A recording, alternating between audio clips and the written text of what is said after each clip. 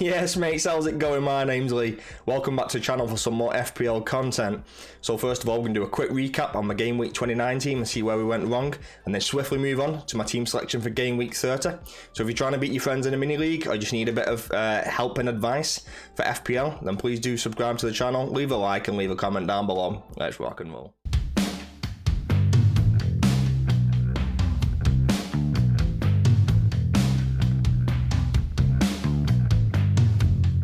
Right, mates, first up we've got a quick review of my game week 29 team. So I got 137 points for this game week, and that's took me from 140k up to 94k. Captain went a little bit wrong. It was fine, like I got 9 points with McAllister and then captain up to 18. But almost all the other big captain choices got more than that. Rashford, Matoma, even Watkins. Never really considered Watkins as a captain, but it was always an option. Like even Trippier, like we always talk about Trippier being this great player, but he's just never a captain consideration. Everyone kind of bar Shaw, Bruno and me did okay for me. Maddison I expected more, but Maddison's one of them when he can explode in a game week, and I think if he had better finishers, then he could have done anything and got loads of points. I'm quite happy with that Rodgers got sacked. I'm hoping that releases Maddison a bit more and they bring in a more attacking coach, whether that's by playing natural up front or just giving Maddison like room to do whatever he wants, because I feel like sometimes he's kind of like put on the wings and told to do a bit more of a disciplined job.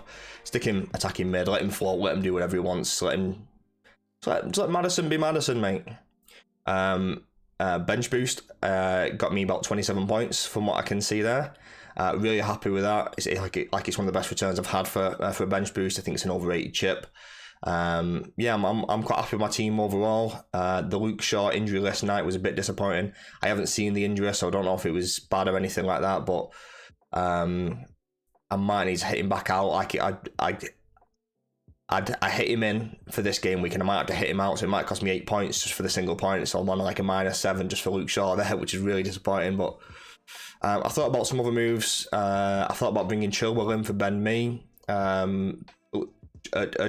A Chilwell ended on 9 points, so I think the hit from me would have took it up to 7, so it would have been a net positive 2 points, but that would have limited me to go from Tone or Watkins to Haaland, and that was like my main thinking behind that.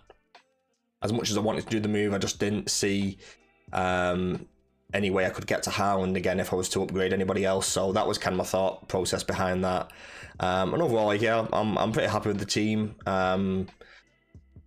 Double game week. It's one of those, isn't it? Sometimes they go well, sometimes they don't. Unfortunately for me, this time it went pretty well, so long may it continue. Next up, we've got my team selection for game week 30. So first up, the goalkeeper and the defence. I've gone for David Raya in goal as opposed to Pope. That's mainly because I expect both teams to score, and David Raya, like you've seen, who did they play? Was it Brighton when he got 11 saves? They conceded 3 goals and he still got 6 points. It's just insane. So I'm kind of going down that avenue. I think Newcastle will dominate the chances, they'll dominate the shots. I mean, they scored 5 yesterday, so I think maybe more of the same. And if you can come back with another 6 point, I'll be quite happy with that. I don't see Pope getting any more than 6 points. I think it's either going to be a 2 or a 6. And like from that, I think David Raya is the better option personally. Defence, ideally, I'd like Luke Shaw to be fit, and I'll give him as long as he needs. I think his price is going to go down tonight, but it's not worth me kind of going for that. Like if I'm going to transfer anyone out, if Shaw's injury is going to be short term, I'd rather transfer out Ben Mee personally. And you can see from my right hand side there that I'm looking at someone like John Stones. Really good fixtures coming up. They've got a great double in 34 as well, and that's kind of where I'm kind of focusing towards now, trying to get the best possible team for game week 34, because I'm going to free hit in 32. So that's kind of how I'm thinking that. It looks like I might have to play a Stupinan, whereas my plan last week was to bench a Stupinan and then transfer out Ben Mee for somebody like John Stones and have a back three of Shaw, Stones and Trippier, but that's not looking likely anymore. Spurs just don't look great right now. Like I watched the Everton game, and as soon as Everton went down to 10 men, Spurs came at them for about 5 minutes, got the goal, then just sat back. It was just like so depressing. I feel for Spurs fans, mate. Like it's so poor. They didn't like they were going to do anything. I you can just feel the goal. I could just feel the Everton goal coming in at any point. And then obviously Michael Keane steps up with an absolute Vincent Kompany-esque screamer, and it's one of them. It's just one of them. Good for me as a United fan to see Spurs drop some points, but I'd be fuming if I was a Spurs fan. Trippier, you can't drop him, mate. Like, even though I see Brentford scoring, because Brentford are quite a formidable team at home, he's just so good. Like in terms of bonus, his chance creation, like he does pitch in with a few and with the odd goal involvements. I think you just need to keep him, mate. Like, I could see the game ending 1-1. David Raya on 2 bonus and Trippier on 3. That's the way I can. That's the way I see the game going. That wouldn't surprise me at all. He's just a machine, and that's the reason why Botman and Pope are on the bench. Just because I do see them conceding, so I can see Botman getting 2, Pope getting 2, David Raya getting a few points, and Tripp's getting a few points. So that's kind of my thought process behind that. Overall, I'm not too happy with my defence. The Luke Shaw injury is quite a bitter pill to swallow. Like it is a blow, because I didn't just bring him in for the double. I brought him in for Everton this week, and I think this Forest next week or something like that. I've got a good game next week as well, and that's just kind of like messed my plans up a little bit. But you win some and you lose some, like I say. So yeah, what do you think about my defence? Do you think I should go for something like John Stones, or is anyone better out there? Let me know down below. Let's have a little chat. Next up, they got the midfield, and Sir Marcus smashing it again. Got a goal last night. It wasn't a bad goal, actually. Like, the ball gets clipped in, Sabitzer heads it down, Rashford just smashes it. Like, it was like a side foot smash into the back of the net. Really solid performance overall. I haven't watched the game. I was just looking at stats and kind of pass maps and things like that, and United just dominated. From that point of view, I did see a chance for Brentford, and I don't know who got it. And De Gea made a decent save, 1-on-1. Disappointing, Bruno didn't get involved in anything, but I think because Casemiro's out, Bruno's playing deeper. I mean, I think I seen Sabitzer and McTominay in the first game, just playing a lot further forward than Bruno was. And you see when Bruno did get the chance to go forward, like, he was causing havoc. So disappointing to see him drop back a little bit more than that. And I think he will be allowed to go forward more against Everton. I think Everton will sit back in like a 4-5-1, 5-4-1, something like that. And Bruno will be allowed to do what he wants. I think it'll be a tough game for United. I think they'll win. I think they'll keep a clean sheet. But I don't think it'll be high scoring. 1-0, 2-0, something like that. And I'm hoping I just get the captaincy right in Rashford. He's the man in most form. If anyone's going to score for United right now, it's Rashford. And it's a bit like Spurs, where they've got Son and Kane last season, like more than this season. But if anything happens, it comes from Rashford and Bruno. The rest of the team don't always contribute that much. Everything's funneled down that left-hand side, and that's the reason why Shaw's such a big blow. Because although I like Malacia, he doesn't offer the same overlapping potential as Luke Shaw does. And you notice when Bruno plays, like, he always drifts over to that left-hand side just because he wants to cut back in on his right foot and shoot or cross or whatever.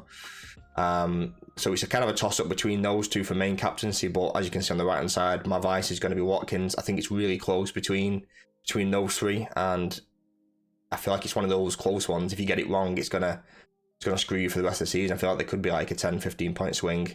Maybe a slight exaggeration there, but you get the point. Mitoma, I just prefer him right now over McAllister. You see in the past couple of games that McAllister got the pen, Mitoma scored 2 goals. I did get an assist and 1 goal.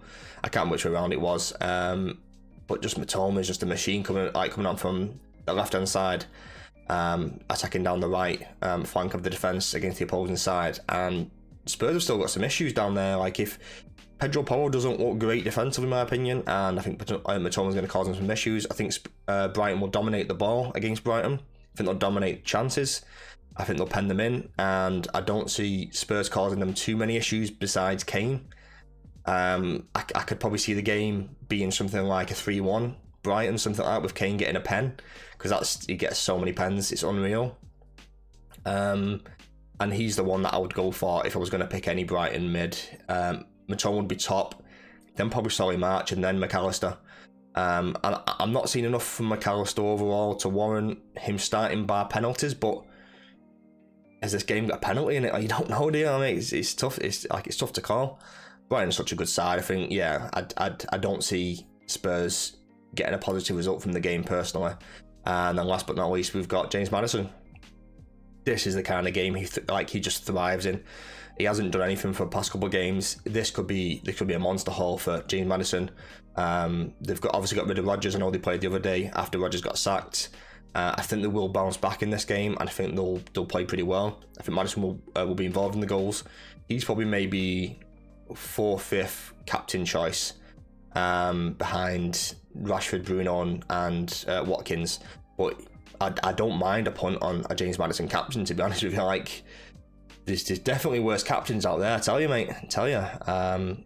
He's such a good player. Like, if he doesn't leave in the summer, then what's he doing for his career, mate? Like, I could see him at like a Newcastle or a Spurs. I'd even take him at United. Like, if Bruno ever decided he wanted to leave, easy choice to bring in Maddison, mate. It's class. And onto the forward line, Ollie Watkins up against Forest. Yeah, mate. Like, I don't mind this as a captain pick as well, as an outside thing. But I saw something from FPL Raptor talking about Watkins is kind of like return potential, and he hasn't hit double figures many times this season. That's the reason why I'm more inclined to go for like a Rashford or a Bruno or even like a Maddison, because those guys I feel are more explosive. They're more capable of getting more than one goal return, and that's what kind of puts me more towards those as opposed to a Watkins. But Watkins is on penalties. He is almost talismanic for that side. Ever since Emery's come in, he's just kind of stepped up a level. Could I see him scoring 2 goals in this game? Definitely. He is an outside pick for captain, and he's someone that I'm really going to consider. If there was any kind of news coming out from anywhere that would make me want to pick Watkins, I'd go for it straight away. Like, I have no issues with that. Ivan Toney, he didn't get booked, so he's not going to miss this game. If there was any news about Haaland being fit, he's straight out the side. Like, I've got no issues taking Toney out the side, but they are playing Newcastle at home. They are a good home side. He's just a good player, mate. He's a really good player. When we played him last night, I was quite fearful that Toney was going to dominate us again, like he did in the first game, but he didn't. So happy days, mate. Happy days. And yeah, mate, he's a good player. Like, he's always involved in their kind of play, almost similar to Ollie Watkins. Talismanic. He's on penalties, and that's kind of what I quite like him on the front line. Like, same with Harry Kane, all on penalties, all talismanic, all really good players actually, all really, really good players. I just don't see Harry Kane getting much from the Brighton game. But the thing is with Kane, he just ticks along nicely. Like, he just trickles goals. Like, he never gets monster hauls like Haaland. He don't get hat tricks, but he gets 1s and 2s here and there, and then he might blank for a game and everyone sells him. Everyone wants him at the next game after. It's such a hard sell, mate. Like, he's always a hard sell. But it's going to hit a point when I want Salah, specifically for game week 34, and the only way I can get there is by not having Haaland or Kane. I mean, I could shuffle some things around and maybe upgrade Bruno, but Bruno's got like Man United got a good double in 34 as well. So is that even worth doing? I don't think it is. I can see Bruno staying there for the rest of the season now. Obviously, like, if he gets injured or suspended or anything like that, then obviously, like, things change. But United got decent games from now to the end of the season, so I just don't see me selling him, mate. He's a really good player. Overall, relatively happy with my team. I'd probably give it like a 7 out of 10. I wish I could make some changes. I might only be taking a hit. I might go Ben Mee to John Stones, Ivan Toney to Haaland, maybe as an outside bet. If you want to make a midfielder change, I really like Grealish. I'm probably about 75% of the way there of getting Grealish for game week 34, their double. He just plays all the time, and he's actually seemed to get in some attacking returns now as well. So yeah, I'll be surprised if I don't have Grealish for game week 34. I'm probably going to stay away from Liverpool bar Salah for that game if I can help it, but I don't know how I'm going to move for things. I'm going to have to take some serious hits over the next few weeks and hopefully things pay off. But yeah, what do you think about my team? Leave a comment down below, like who you thinking of bringing in for this game week and the upcoming game weeks. Leave a comment down below. Let's have a little chat. Alright, mates, that's it for today's video. I hope you enjoyed, and if you did enjoy, please subscribe to the channel, leave a like and leave a comment down below. So today we did a quick recap on my game week 29 team, and then swiftly moved on to a team selection for game week 30, looking at some different players that we can thinking about bringing in for not just this game week and like future game weeks. We kind of spoke about my chip strategies, free hit 32 probably I'm looking at, and then all my transfers are gearing towards like game week 34. Is it going to be Mo Salah? Ideally, I want triple City up, by game week 34. So everything I'm kind of gearing towards now is who can I sell and who can I bring in for that game week 34, and that's the kind of mindset that you need to kind of think between now and then. Like, if you are going to free hit 32 specifically, if you've got your wildcard, great, I would wildcard 33, and if you've got bench boost straight after that, bench boost 34, and you're laughing, mate, going to be absolutely flying. But yeah, that's it for today's video. Hope you enjoyed it. Like I said, please subscribe to the channel, leave a like and leave a comment down below. Peace and love.